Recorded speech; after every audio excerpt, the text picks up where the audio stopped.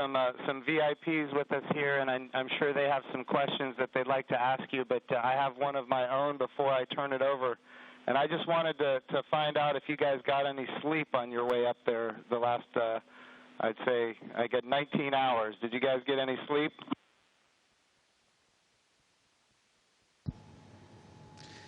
Yeah, I think a lot of folks in Hawthorne were asking the same question, sir, but we did get probably a good 7 hours or so opportunity for sleep, and I did succeed at sleep, and Doug did as well. So the first night is always a little bit of a challenge, but the Dragon was a slick vehicle, and we had good airflow, and so we had an excellent evening, and just excited to be back in low Earth orbit again.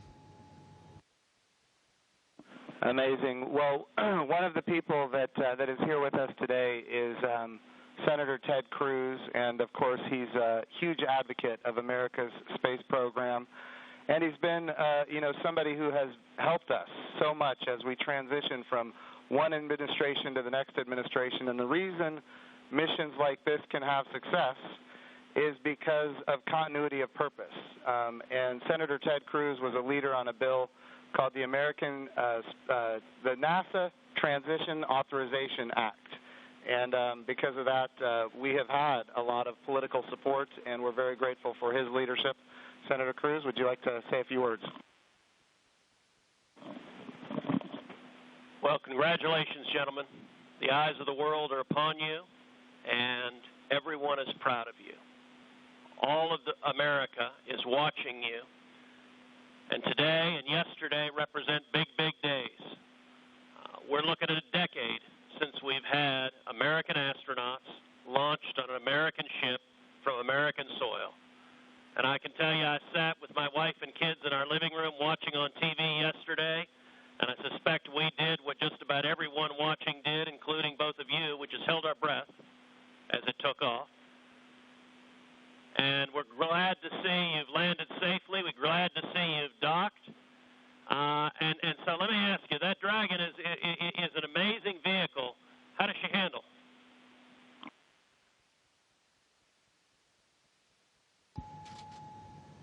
It flew just like it was supposed to. It was we had a couple opportunities to take it out for a spin, so to speak, once after we got into orbit last night, and again today about 20 minutes before we docked. And my compliments to the folks back at Hawthorne and SpaceX for how well it flew. It is exactly like the simulator, and we couldn't be happier about the performance of the vehicle. What do you guys hope to accomplish in your time on the International Space Station?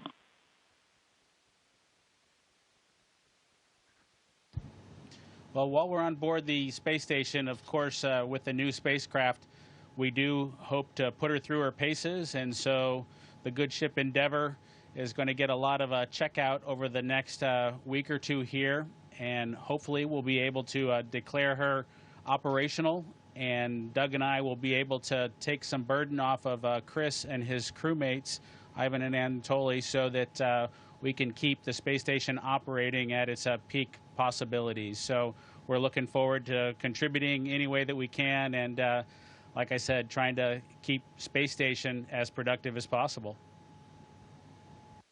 As a country, we're in the midst of a tough week. We're seeing protests, we're seeing a lot of anger, we're seeing violence.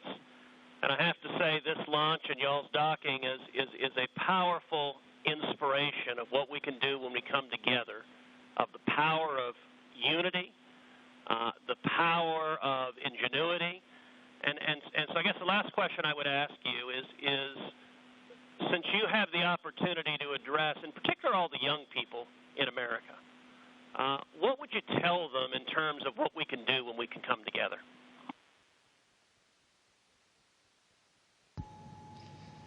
You know, that's a great question. 9 years ago, just about exactly 9 years ago, we docked with Atlantis on STS-135, the last flight of the Space Shuttle program, a 30-year program. And folks at SpaceX, folks at NASA, the Commercial Crew Program put their heads together and worked diligently year after year, making sacrifices, working hard. And then 9 years later, American launch capability was restored, and this is just one effort that we can show for the ages in this dark time that we've had over the past several months, to kind of inspire especially the young people in the United States to reach for these lofty goals and work hard and look what you can accomplish. Thank you, gentlemen. God bless you. Thank you, Senator Cruz. We have another very special guest here that represents the Johnson Space Center.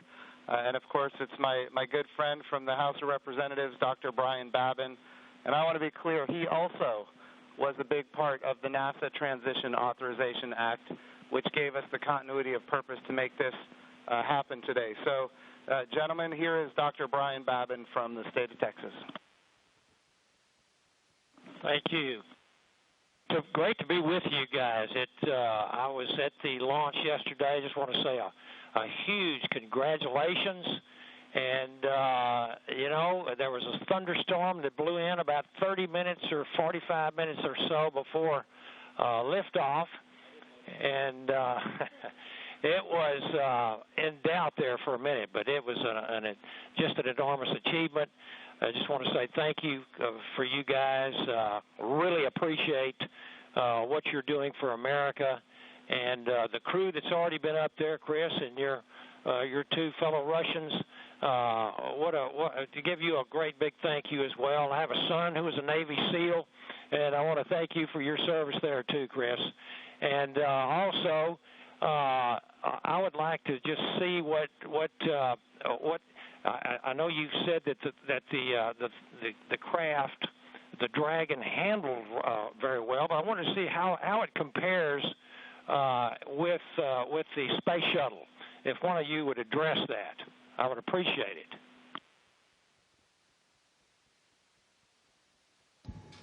Well, thank you, sir. It certainly has been a long endeavor for us and our namesake spacecraft. We're proud to have her on board the International Space Station after all that the teams around the country and across America have done to get us here today. As far as a comparison with the space shuttle, both Doug and I took a few minutes while we were accomplishing the approach and docking to, in our spare time, talk a little bit about it. We were surprised a little bit at how smooth things were off the pad. The space shuttle is a pretty rough ride heading into orbit with the solid rocket boosters. And our expectation was, as we continued with the flight into second stage, that things would basically get a lot smoother than the space shuttle did. But Dragon was huffing and puffing all the way into orbit, and we were definitely driving or riding a Dragon all the way up. And so it was not quite the same ride, the smooth ride, as the space shuttle was up to MECO. A little bit less G's, but a little bit more alive is probably the best way I would describe it. Anything else, Doug? No? Sounds good. Bob, what is MECO?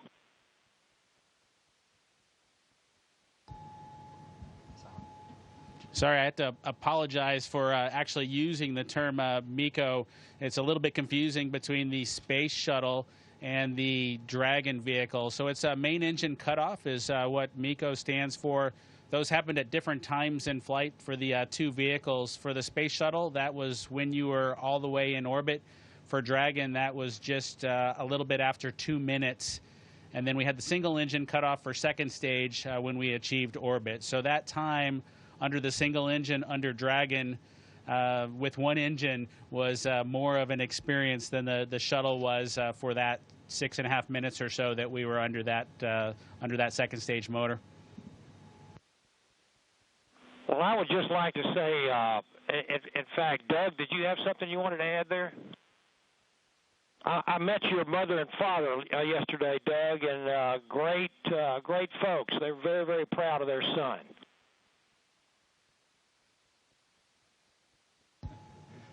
Yeah, that's pretty cool. Hopefully they enjoyed the launch. I know for parents, it can probably be pretty nerve-wracking for them to experience a launch. This was their third, so I'm glad everything went okay, and hopefully it was a good show. We haven't obviously heard or seen any video yet, but we're looking forward to seeing the launch replayed sometime. I can assure you that it was a great show. It was one of the treats of my lifetime, I would have to say, and many other folks that were sitting there looking all across the country and even the world. And I can tell you, as Senator Cruz said, we've gone through some really rough times over the last few days, and to have that successful launch, the public-private partnership between NASA and SpaceX, and you guys being so well trained and having it go off without a hitch was a tremendous blessing for our country. And I can't tell you how many emails and communications I've gotten from people that who were so disturbed by what's been going on, transpiring around the country, to have the great news and the wonderful liftoff and everything going without a hitch. So I just want to say God bless both of you. Thank you so very much. Bless the rest of you folks up there as well. We thank our Russian partners. And thank you, Chris. Y'all are all in our prayers, and we're looking forward to seeing you successfully complete your mission and back on safely on Earth. God bless.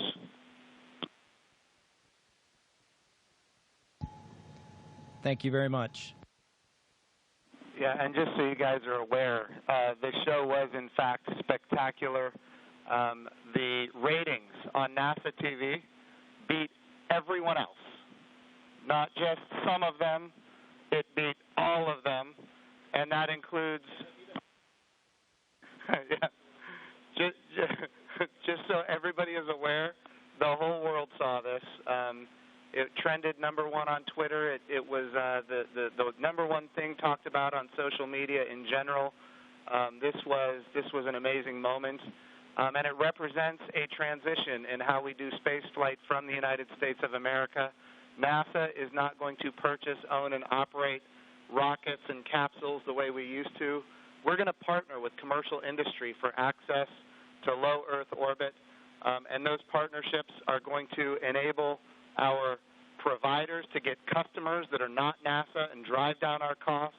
And we're going to have numerous providers that are competing on cost and innovation and safety. And we're going to have more access to low Earth orbit than ever before. And this business model, now that it's been proven on commercial resupply of the International Space Station, now commercial crew to the International Space Station, this model is going to apply, and I know Senator Cruz has this near and dear to him, when we go to the moon. And, of course, when we go to the moon, it's going to be done because of the great people here at the Johnson Space Center and so many other centers across the United States of America. But when we go to the moon, we're going to land on the surface of the moon with commercial landers. And, of course, we're very proud of the Commercial Lunar Payload Services Program being managed right here out of the Johnson Space Center as well, so that we can take small payloads to the surface of the moon. And all of this is leading up to an amazing day where we have humans living and working for long periods of time on the surface of the moon, but doing it with a purpose, and that purpose, of course, is to go to Mars. Humanity is going to explore more and be able to go further than ever before because of the public-private partnerships. We all know that if the government is creating the demand and the government is creating the supply, we will always be limited. But when we have partners that are interested in exploring commercially and doing the things that are necessary, to get capital investment, then we're all going to end up better. So I want to just say the whole world saw this. This is a new era in human space flight, and we are so grateful for the service of not just our 2 astronauts that embarked on this mission, but the 100,000-plus people that participate in it, in this mission, everything from the suppliers to the main contractors, to the NASA team, the SpaceX team. What an amazing day for our country and, in fact, for the world. I'm going to turn it over for a second to my deputy, Jim Morehard, who's been a great deputy at NASA.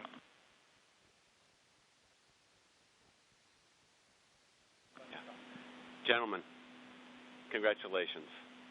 You know, Jim's mentioned going to the moon, and yesterday and today one, you've inspired the Artemis generation, which is our next generation.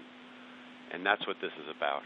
It's really bringing the children that we've got and our grandchildren forward, so they'll be the ones that are going into deep space. This is the dawn of a new era, and we just thank you for being at the beginning of it. Thank you so much. It was absolutely our pleasure, but it's just a huge team effort across the board from SpaceX to NASA that made this all happen. We were just the lucky guys that got to fly the rocket yesterday. I have a question for Chris Cassidy. You know, our crew here decided to be about 3 days late. You got to work them overtime, I presume, now to get them caught up on all the activities that they missed out on. Any plans for them? Well, the day they missed out on was a good one for them to skip. It was Saturday house cleaning, but I took care of it for them. We'll catch up next weekend. But in all seriousness, we've got a few things to take care of tonight, make sure we're all safe and we know the plan in case something bad happens. And then we're looking forward to some operational stuff later in the month. Maybe we'll get outside and do some spacewalks. And our efforts in these coming weeks will be in that effort. So we're all super excited to have 2 more crewmates to the Expedition 63 team. Awesome. And, of course, here in Houston, this is the home of the astronaut office, and the Johnson Space Center is led by Mark Geyer, and I'm going to turn it over to Mark for a few comments. Thank you, Jim. Hey, it's great to see all of you there. Good to see you, Bob and Doug. I know we talked a few days ago. You look a little taller than I remember you. And but I also want to thank Anatoly and Iman and, of course, Chris for what you guys have been doing since you all arrived. And I know there's been a ton to do, and you've been really busy, and I appreciate that. So I also like this visual of our international partnership. We have had a tremendous partnership with Roscosmos, and we will continue to do so. But it is nice to see crew arrive from this side of the space station. So that was pretty cool after 9 years. I did have one question for Chris, though. What might you do to ensure that Bob and Doug stay longer? Do you have any strategy there?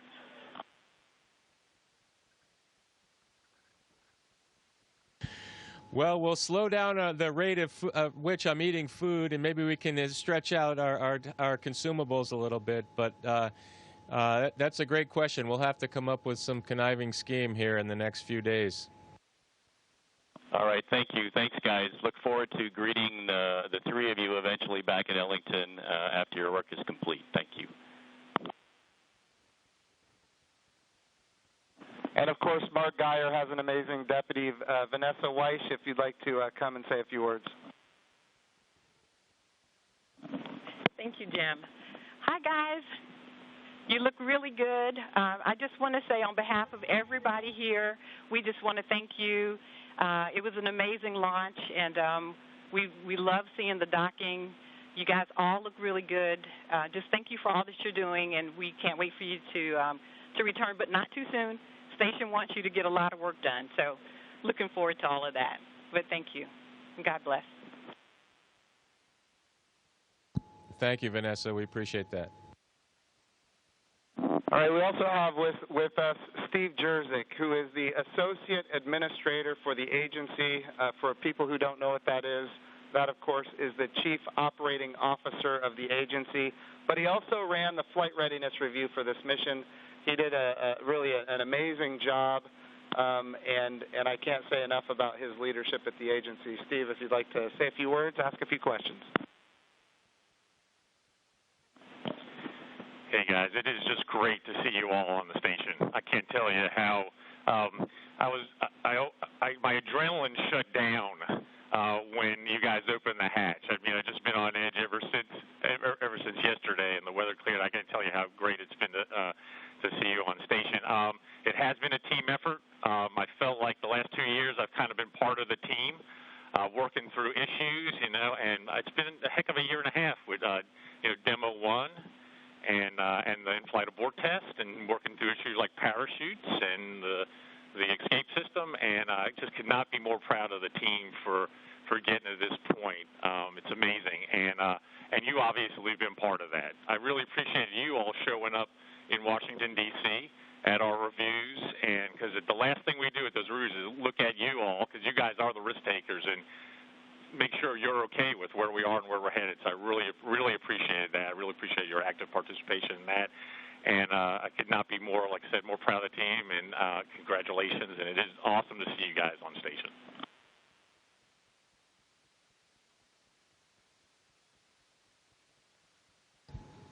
Well, thank you, sir. We're just proud to be a part of the team that got to bring space flight back to the Florida coast. I appreciated the comment earlier that it was nice to see a vehicle come to the forward portion of the space station, but I'll tell you what, that's the only way Doug and I know how to do it.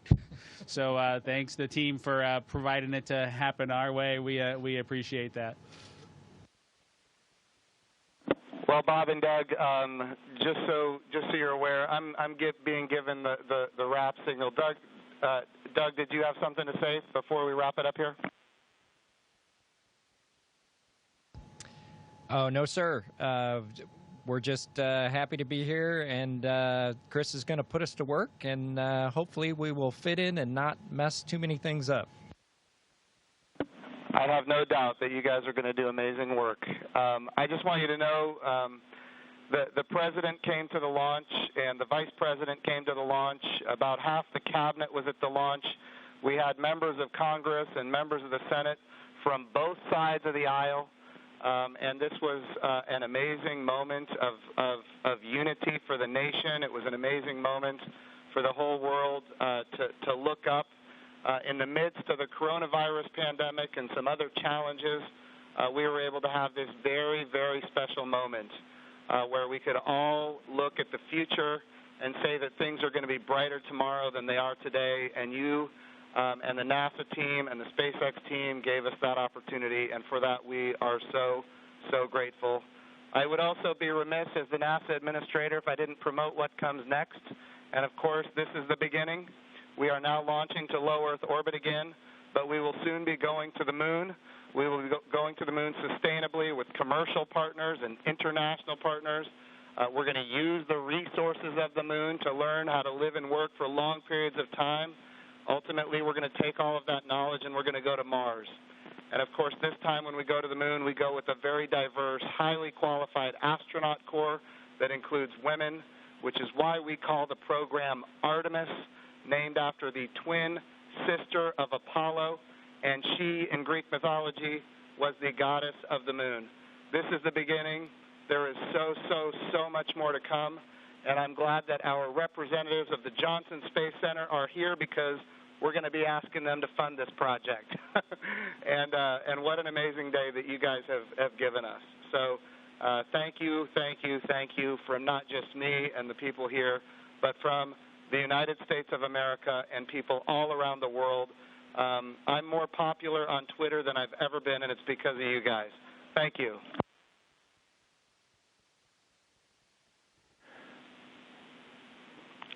To the crew on the International Thank you to all Space of you. Station. Thank you very much.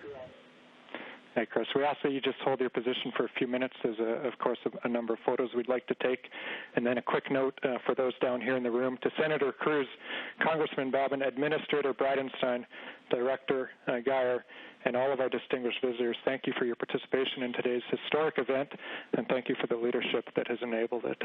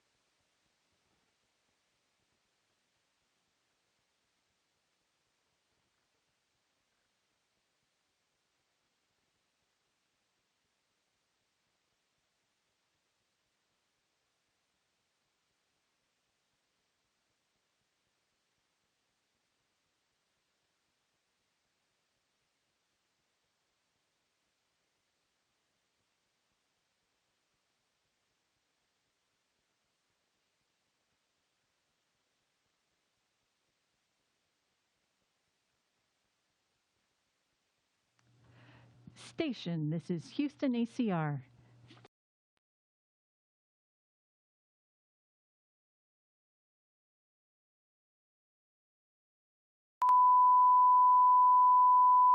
This is the primary audio circuit for the Reuters live service.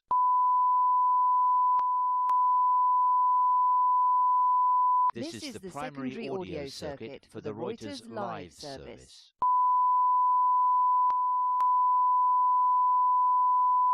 This is the primary audio circuit for the Reuters live service.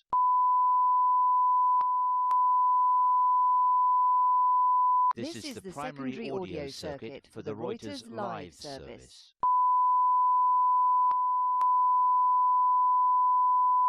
This is the primary audio circuit for the Reuters live service.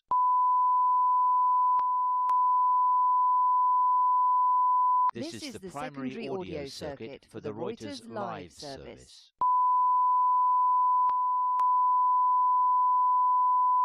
This is the primary audio circuit for the Reuters live service.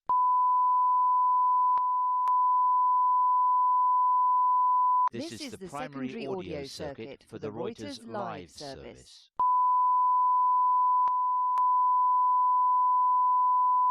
This is the primary audio circuit for the Reuters live service.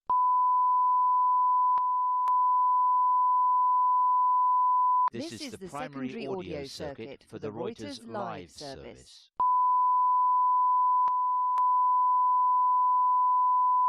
This is the primary audio circuit for the Reuters live service.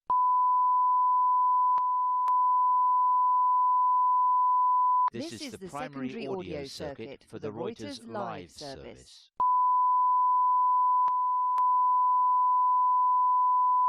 This is the primary audio circuit for the Reuters live service.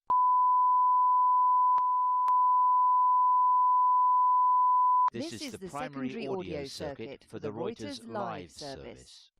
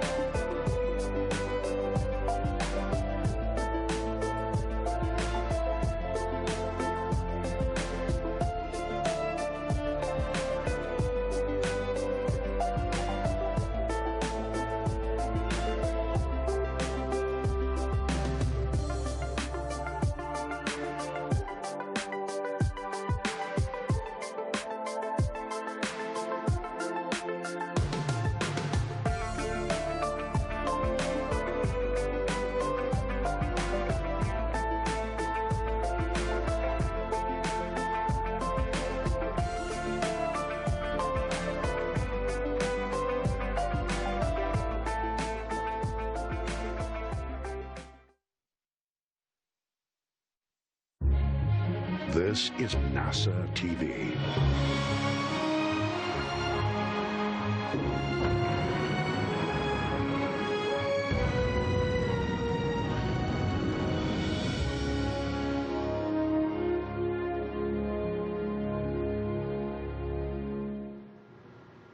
Good afternoon and welcome to the Johnson Space Center. My name is Bettina Inclon with NASA Communications.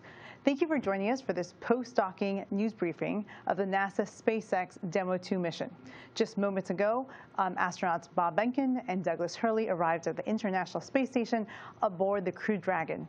Today we'll hear more from NASA leadership to tell us more about the mission in the last 24 hours.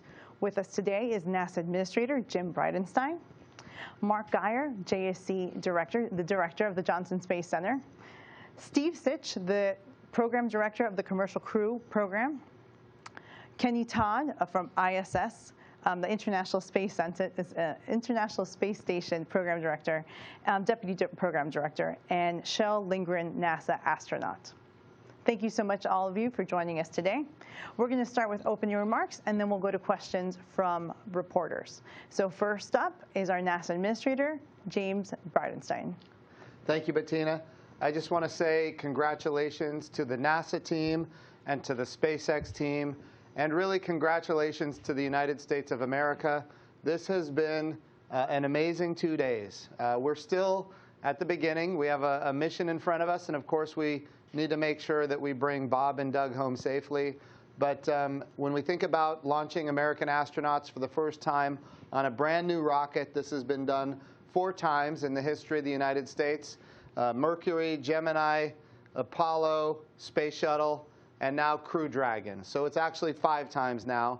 And this has gone as well as we could have expected it to go. So I just want to say a big congratulations to NASA. Big congratulations to SpaceX, and we're going to continue to work day in and day out until Bob and Doug are home safely. So with that, Bettina, I'll turn it back to you. Thank you. Next, we'll hear from Mark Geyer, the Director of the Johnson Space Center. Thanks, Bettina. So it's great to be here today. Thank you for joining us. It was a tremendous day in Mission Control as we watched the Dragon approach and then dock and the hatch open and have Bob and Doug come forward into the space station. You know, we've been launching with our Russian partners for so many years, so it was nice to see astronauts actually enter from the U.S. side of the space station. Great to see Bob and Doug on orbit. For the Johnson Space Center, it's a big moment. Of course, we have the astronauts, we have Mission Control, and we also think of ourselves as the spacecraft experts for human spaceflight. So it was great to see this particular mission executed so well. We look forward for a great continuation of the mission. Thank you, Bettina. Thank you. Next, we'll hear from Steve Stich, the Deputy Director of the Commercial Crew Program. Good afternoon. It's certainly a very exciting day to be here for Commercial Crew. The launch yesterday was just phenomenal, and today to dock to the space station. Many of us in the program have been working on this for many, many, many years. I can't tell you how many people across NASA, SpaceX, and across the whole country putting in tireless hours, missing time with their families, hard work and dedication to make today happen. But we're just thrilled. Docking happened just a little bit before 9:30 Central Time this morning. We got the hatches opened at 12:02. Really what's been happening since launch over the last 24 hours has been a series of rendezvous burns to raise the orbit and then get into this approach phase today. Today went really well. We're learning a lot about the vehicle, you know, how to manage it thermally, watching the life support systems for the first time over these 24 hours. Certainly different than Demo 1, where it was an uncrewed flight. Those life support systems are doing well. The crew got in the suits again today for the rendezvous timeline. That went well. So really, Dragon's performing extremely well. Just kind of the next few hours and into tomorrow, you know, the crew now is joined as part of the space station crew. There's a safety brief going on today. They'll go to sleep here around 4:30 this afternoon. And then they join the station complement of crew to execute what we need on station. So it's kind of this hybrid mission still. We'll have some other objectives while we're docked to demonstrate other capabilities of Dragon. It serves as a lifeboat. We'll practice some of that in the next couple days. And we'll do some other tests just to verify all the Dragon systems. But again, we're really excited. We're going to continue to look at all the data you know, great mission so far, but we've got to continue to be vigilant and look at all the data while we're docked. I'll turn it back over to you, Bettina. Thank you. Next, we'll hear from Kenny Todd, the ISS Deputy Program Manager. Well, thank you, Bettina, and it's great to be here. What an incredible 24 hours for human space flight. You don't have to be just American if you're just a fan of human space flight and exploring and going beyond the levels of what we understand to discover. You can't help but be excited about what's happened the last 24 hours. It was very, very cool to be a part of it from an International Space Station program standpoint. We don't think it could have gone any better this morning. The station certainly was a good, stable platform, and the Commercial Crew Program and the SpaceX team delivered us an absolutely beautiful spacecraft, and we're happy to have it on board the space station. And equally as glad to have Bob and Doug on board. Right now, Chris Cassidy was a little lonely up there, being the only person on the USOS, so having two friends up there, we will do our best to keep the three of them busy, and in concert with working with Steve and the Commercial Crew Program and the SpaceX team to learn as much as we can about the Dragon. And as others have stated, this is a test flight. What's really important for the International Space Station program is really the next mission of the Dragon, which is the Crew 1 mission, which is set up to be a long duration flight. So what we want to do is learn as much as we can, as quick as we can about this vehicle, keep Bob and Doug busy doing work on that Dragon and on the space station, and when the time's right, get them back home safely, and then start looking towards getting the Crew 1 mission on board. So anyway, we're looking forward to the next few weeks, couple of months, whatever it turns out to be, but certainly it's off to a great start. Thank you, Bettina. Thank you, Kenny. And next we'll hear from Shel, Lindgren, NASA astronaut. Thank you, Bettina. You know, what an incredible privilege to be a part of this phenomenal team, this NASA-SpaceX partnership, and to be a part of this historic past 24 hours, to see that launch, to see the vehicle dock with the International Space Station.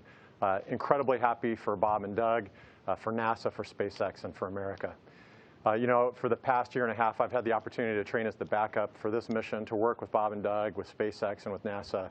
And it was just so cool to get to see all of that training, those procedures, the simulations, all kind of culminate in it happening real time. And so incredibly excited to see Bob and Doug get to work now as they do the space station's mission, and then return safely home. You know, I know that my colleagues and friends in the astronaut office are incredibly excited too. This mission represents the opportunity to launch from U.S. soil in the future, and we're excited about that mission and excited to have the opportunity to fly in the future on this and our other partner spacecraft. Thank you, Shel. If you would like to ask a question, you would please press *1 and you'll be part of the queue. We'll try to get to as many questions as possible. As usual, we're going to ask for one question per reporter to give all the media as many opportunities as possible to ask their questions. And please direct your question to the person that you want it to get answered. So we'll start with our first question from Marina Curran. Hi, everyone. Congrats on a successful docking. Jim, this question is for you. As Bob and Doug slept last night, the situation on the ground in the United States escalated. And you said before that this mission is meant to bring people together and unite America. Unfortunately, it's clear that a space mission, even one as historic as this one is, can't do that, not in 1969 and not in 2020.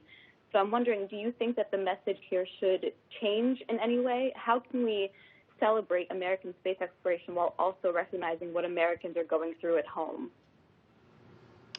Yeah, so I think I'll just speak from the heart. I think you know, our country is going through some real challenges right now, and that's true when you look at the unrest and when you look at the coronavirus pandemic. Times are really tough, but we've been through tough times before, and even in those tough times, the United States of America has an amazing ability to accomplish astonishingly impressive achievements. And that's what this was. And I will say that I think, you know, there was a moment of time yesterday when these two astronauts launched, when everybody paused and we thought about what the future could be and how much brighter it could be than it is right now at this moment. And NASA has a history of doing these astonishing things in tough times. It requires leadership, and we've been able to achieve it. Even in the coronavirus pandemic, we made sure that we protected this mission. This was the highest priority for the United States of America, or for at least for NASA. We were launching American astronauts on American rockets from American soil, and our objective was to get that done. And so we moved very quickly. When the coronavirus pandemic first broke out, we moved very quickly to move to stage 3 and then to stage 4, make sure everybody was working from home. But we protected this mission. We protected the Mars Perseverance mission. We named it Perseverance intentionally because we need to persevere right now. The Mars Perseverance mission is going to launch in July. But yes, these are very unifying things. When we talk about human space exploration, it has strong bipartisan support. When we talk about space exploration in general and the science and discovery that comes from it, which is what we're going to get from the Mars Perseverance mission, these are unifying kind of things. Republicans and Democrats, and even internationally, we get support for these kind of activities. So I do think that this was a moment in time for people to reflect on what is great about exploration, what is great about the United States of America, and what we can achieve when we work together. Thank you, Jim. Our next question comes from Stephen Clark. Hi, thank you for taking my question. My question is probably for Stich. Looking forward, looking ahead over the next few weeks, I know you'll be looking at some data on the solar arrays to determine how long this mission can remain in orbit. Do you have any idea how long that will take, when that assessment might occur? Do you have some sort of idea whether it's days or weeks as you monitor the solar array performance? And if I could also quickly, what are the differences between this spacecraft on Demo 2 and the Crew Dragon that'll fly Crew 1? I know there are some differences, so can you sort of describe a few of those? Thank you. Yeah, sure, Stephen. To address your first question, how long is the mission going to be? We've certified the systems on this Dragon vehicle to be able to last about 120 days. So that's the capability, and that is driven by the solar arrays. They slowly degrade over time. We'll start watching those. We'll power up the spacecraft about once a week, and we'll get some data on those solar arrays. So it'll probably take a few weeks to get trending on that to see, hey, is that 120 days about right? Today, the Dragon is extremely healthy. There's really no major problems, so it should be able to stay for a longer period of time. But not only are we looking at this particular vehicle, we're also looking ahead to Crew 1. As Kenny said, that's an important mission for us. It has 4 crew.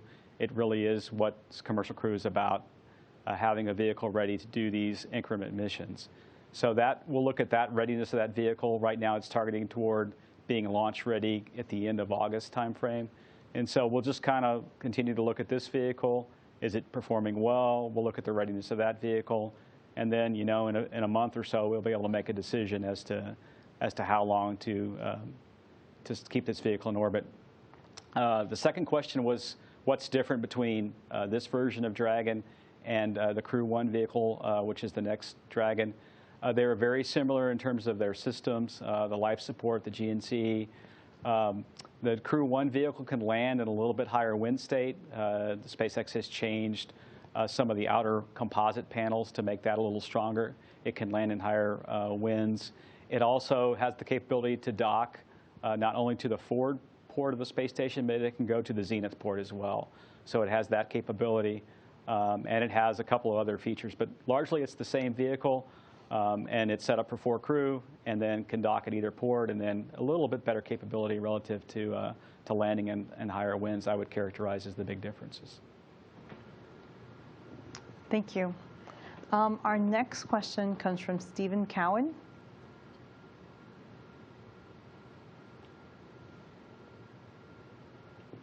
Did you mean Keith Cowan? Oh, sorry, the operator put Stephen Cowan. Keith, happy you can join us. Your question, please. That was my evil twin. For Mr. Bridenstine, I've been watching a lot of TV lately with a lot of split screens. NASA on one side, riots on the other, and it reminds me of 1968 when I was a kid watching the Apollo missions.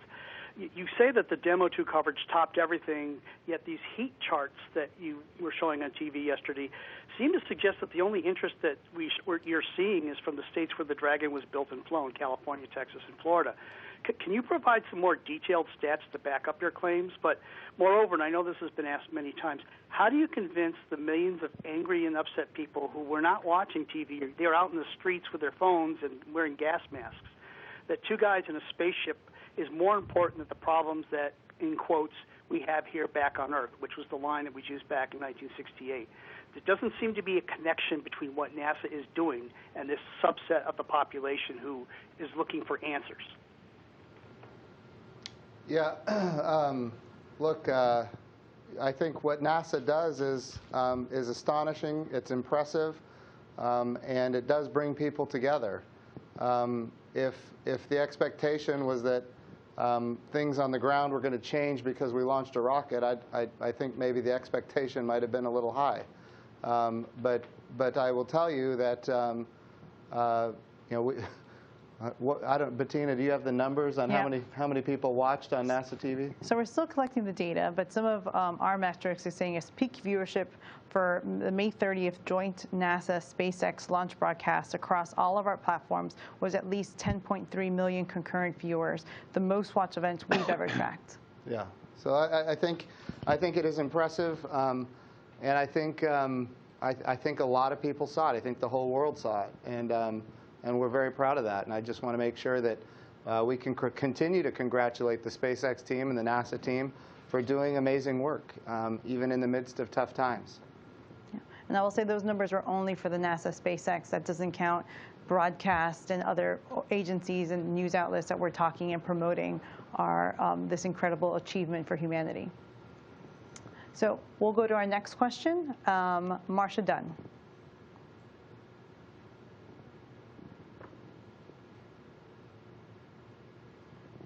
Talk with Elon Musk since docking, and if so, if you've heard from him and how he's dealing with all the good news today. Thank you.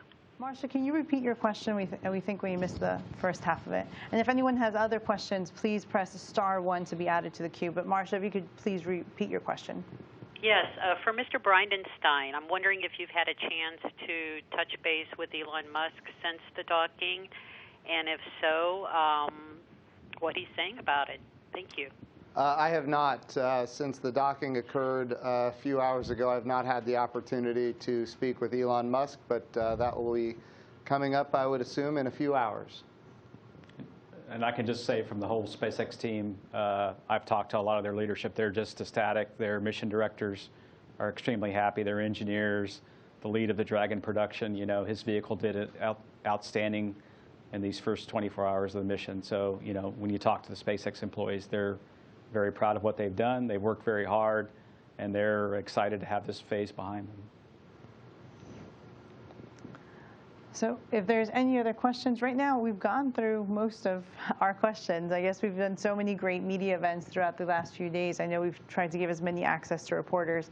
If anyone has a question, you could please press *1 to be added to the queue. In the meantime, we'll say, I know the administrator, we've gotten a lot of questions like what's happening with the astronauts. We heard them just recently, thankfully, through the downlink that you spoke to them on Mission Control. Any thoughts on that, or Guy, or anyone that's joining us on the panel, of what the astronauts are doing now, what's going on in the next few weeks, and what's going to happen now that they're part of the ISS team? Mark? Yeah, maybe I could speak to that. It was great to see them all together. I know Chris was looking forward to having help. So yeah, there's a great video of them together. I think the key part now is, as Steve said, the vehicle is there, the crew's on board.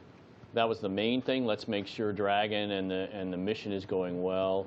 And Kenny can speak to this. There are some options for Bob and Doug, some actions for them to help Chris while they're there. And that will be part of the assessment, as well as making sure, though, that we have a landing plan, since this is the first flight. Right. that we have a safe and fairly straightforward landing plan for Bob and Doug, and that's what the team will be fleshing out in the next few weeks. And I can talk a little bit about a few of the major objectives for us still remaining, other than characterizing the vehicle. We have a test, I believe it's going to be planned for sometime next week, where we're going to get 4 crew members in Dragon just to see how that works from a habitability perspective. While we're on orbit, operating in 0G is a little different than on the ground. So we'll do that. We've got a test plan. There's a mode of Dragon where you can actually go into it if station were to have a problem temporarily. You can transition into Dragon and stay there for a period of time for 24 hours as what we call a safe haven. We're going to test that out here in the next week. We'll do some tests of some of the other emergency systems on Dragon and other crew systems. So we have a few of those things planned over the next week to get some of our test objectives done. Again, for us, it's still a test flight. And then I think I'll hand it over to Kenny, and he can talk about some of the activities stations planning over the next few weeks. Thanks, Steve. Yes, we are now starting to integrate the plan between what we need to do for the Dragon crew vehicle, what kind of things we need to learn, the test objectives that are specific to the commercial crew program and the SpaceX team that'll help them again get a little step closer to being able to support the Crew 1 mission needs. But in addition to that, we have a couple of spacewalkers on who have an incredible amount of experience being outside station. And so we are blessed at this point with a whole new set of lithium-ion batteries that just arrived on the HTV vehicle. And so that's going to take somewhere on the order of 4 to 5 EVAs to install those. And so at this point, we are looking at all options that could allow us to do those EVAs while we have Bob and Doug on board and get those lithium-ion batteries installed in their permanent home. Certainly, they're fine where they're at, but I do worry. This is fairly expensive hardware. The batteries that are currently installed on station on S6 are the last set of batteries that we need to replace with these new lithium-ion batteries. Those batteries are in good shape at this point, but the fact of the matter is we have the new batteries up there.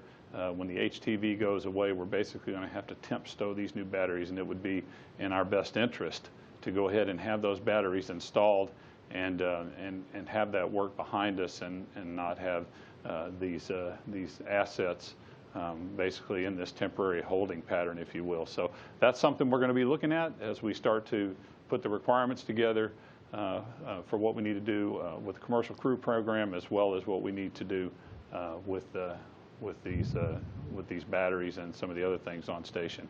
But in addition to that, anytime we have more than a single crew member on board, we're in a much better position when it comes to dealing with any kind of issues, failures that might come up. So again, that's part of the balance, the risk balance that we have to strike in terms of trying to look at what we want to try to accomplish on this mission versus trying to get these guys safely home sooner rather than later, and again start working towards the Crew 1 mission.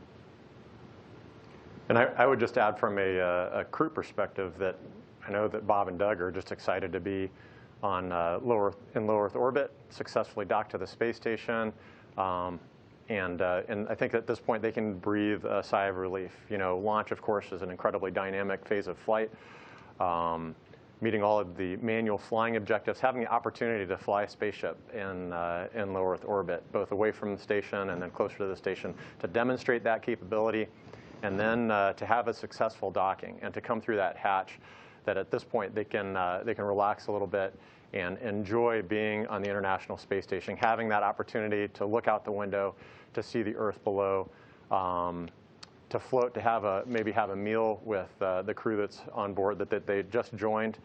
I know they're doing a safety brief right now, and I recall doing that, meeting up with Scott Kelly and the rest of the crew members that were on board during my expedition, and going through all of the emergency equipment, kind of being shown, hey, this is where the toilet is, this is where you're staying, this is where the food is, kind of crossing off all of those important items.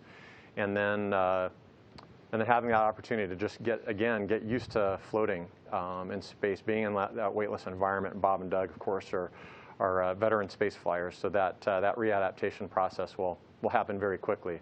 But I know that they're enjoying being in low Earth orbit and looking forward to the work ahead. But at this point, kind of reflecting on the incredible experience, the incredible past 24 hours, and the team at NASA, at SpaceX, their family and friends that really helped them get up there. Thank you so much. I know, Mr., you were talking earlier about what's next with the program. Anything to add on that? Obviously, we've had a big agenda to commercialize low Earth orbit. That's underway. Certainly, we are launching American astronauts commercially. We need SpaceX to go get customers that are not NASA. We've already seen evidence of that, which is a very positive thing for the agency because it's going to drive down our costs in the long run. We need to get another commercial partner on board. Boeing is working towards that, that objective with NASA, and I think that we're going to have success there within the next year. We think about really why are we doing these commercial public-private partnerships? Well, we're doing it because we're changing the business model. If the government is providing all of the demand for human spaceflight, and then the government is providing all of the supply for human spaceflight, we will always be limited by budgets. And many times those budgets are whimsical based on the desires of the politicians that happen to be in those roles at the time. So if we want to have a sustainable long-term exploration campaign that includes not just government money but also private money, we have to build these partnerships, and we're doing it. It's proving to be successful. Costs are coming down. Access is going up. And we don't want to just stay in low Earth orbit. We want to go to the moon and onto Mars. That's going to require more investment. And of course, as we commercialize low Earth orbit, more resources will be available for the moon program. We call it Artemis, and eventually Mars. And so that's really the future that we're looking towards. We need to be focused on how we use the International Space Station for a commercialization effort so that private capital will flow in, again, with public-private partnerships to the point where not just experiments are privately funded, but also space stations themselves are privately funded. And of course, the Johnson Space Center here, where we are right now, is going to be a leader in that effort. And of course, when we go to the moon, we want to be able to stay. And in order to achieve that, we need commercial partners on the surface of the moon. And to that end, the president recently signed an executive order saying that the resources that are extracted from the moon are available to the people who extract those resources. And that follows many, many years of law and precedent as it relates to international waters. Resources extracted from international waters belong to the individuals who extract those resources. And that should apply to the moon and other celestial bodies as well. To be clear, the United States of America will always, always, always follow the Outer Space Treaty. And the moon and other celestial bodies cannot be appropriated for national sovereignty, just like the ocean cannot be appropriated for national sovereignty. Although some nations don't follow that, that is the international law. And so we want to apply American values as we go forward. To do that, the Artemis program, we have established what we call the Artemis Accords, which establishes how we expect nations to behave in space for the sustainability of exploration, standards of behavior that make sure that not just this generation, but many generations that come after us will be able to continue exploring space and going further and be able to go further than ever before. So today it's about low Earth orbit. Tomorrow it's about the moon.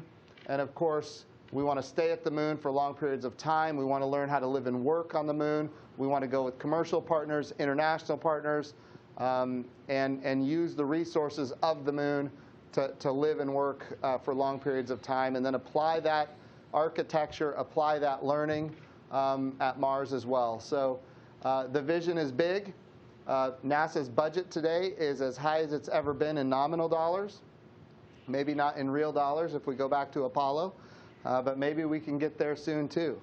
The budget request for 2021 is $25.2 billion, which is a $3 billion increase in 1 year. And so our budgets are going up. They're going up rapidly. My job is to make sure that we have the bipartisan, apolitical support to achieve these objectives. And so far, we have been able to do that. But going to the moon and on to Mars is going to be a tough challenge. And we don't want to go alone. We want to go with international partners, and we want to go with commercial partners. And that's really what the Artemis program is laying the foundation for. And really, it's in fact what the commercial program has already begun laying the foundation for. So the agenda is big, and our ambitions are big, but certainly this nation can lead. And we want to lead in space. We want to build a coalition that can work together to achieve these stunning achievements. We've started that with the International Space Station, but there's a lot of room for more. We've got 15 countries that operate the ISS, and there's a lot more countries that want to join us, and certainly we want them to be a part of it as well. So the future is very bright. Great. We have a next question from Mike Wallace, and if you want to ask a question, you press *1. Mike Wallace? Hi there, Mike Wallace, Space.com. Thank you, guys. Yeah, this is a very exciting day. I just want to say congratulations to everybody. I was just wondering, Kenny, this is probably for Kenny. Like, have you heard anything from the international partners kind of based on this milestone? And what are their thoughts about having another private spaceship coming up to the space station, and how it could that kind of theoretically be used by the international partners on the space station? Thank you. You bet, Mike, and that's a great question. I've heard from all of our international partner contacts this morning. As you know, most of the partners are represented here in Houston. They have liaisons here, which again helps to facilitate our communication back and forth on a day-to-day basis. But they've been part of this entire effort that led to the mission that we've all experienced over the last 24 hours.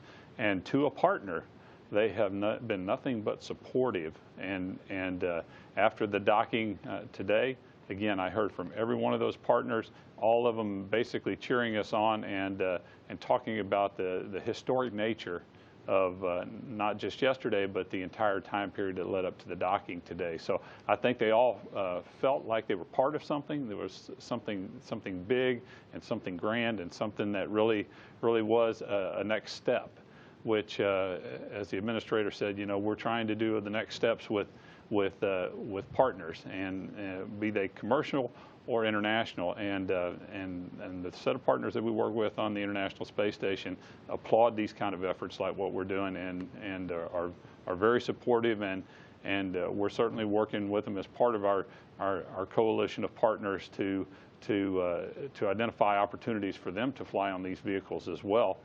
So yes, again, we're just going to move forward from here, and the partnership's going with us, and they're going to be part of this effort to continue flying these commercial vehicles to station. Thank you. I have a question that came in from Joey Roulette. His question is NASA still in negotiations to fly a Russian cosmonaut on Crew Dragon, and when do you expect to lock down a deal? Well, the answer is yes. Those are discussions that we're continuing to have within the international partnership. As you know, up to this point, we have been purchasing seats from our Russian colleagues flying on their Russian Soyuz vehicles. But certainly, we are working in a direction to come up with a different arrangement, if you will, that will allow us to fly on each other's vehicles, and therefore ensure that at any given time that we have somebody that's represented on the Russian segment as well as somebody that's on the USOS segment, regardless of the vehicle that's carrying people to station. So those are active, ongoing discussions. I anticipate, those discussions are going to continue to progress forward, especially as we continue to see more successes with these missions with Steve, Kathy, and the Commercial Crew Program. So absolutely, those are active discussions, and again, we'll continue to head in that direction. Great. Our next question is from Marina Corin. Marina? Can you hear me okay? Yes. Oh, great. Question about Doug. After he entered the space station, we saw him dabbing at his forehead, and then someone got him a tissue. Poor guy looked like he hit his head on the way out. Is that what happened? Did he start bleeding, and is he okay? I can take that one. I mean, yeah, Doug did, as he was coming through, he bumped his head. Shel could probably talk to this. It happens sometimes while you're on station. He's fine. He looked great in the press conference. It just is one of those things. I think Shel talked about adapting, right, as you get your space legs underneath you. He was in a relatively small vehicle for the first 19 hours or so. Then he went into a big vehicle, and he bumped his head a little bit, but he's doing fine. And I haven't had a chance to chat with Doug yet, of course, but I can tell you that for those of us, especially first-time flyers, it takes, I think, a good 4 to 6 weeks to really adapt to that weightless environment. And as the veteran crew on board, when you have new folks coming aboard, and I know for myself that as I translated through those long modules for the first time, I would leave cameras and equipment, be knocking those off of the wall. And so it definitely takes a little bit of time to get your space legs. I know Bob and Doug will transition very quickly, but it was awesome to see them coming through that forward hatch. We haven't seen that for many years, and we're looking forward to many more crews coming through that forward and the overhead hatch as well. Thank you. We'll do our last question from Marcia Dunn. Yes, hi, either for Steve or Kenny. When do you anticipate deciding whether to proceed with the spacewalks, and how quickly could you start kicking them off? Would this be June, do you think, or would you wait till July? Thanks a lot. Hi, Marcia. We're still having those discussions. If we head down this path, it's most likely going to be towards the end of June.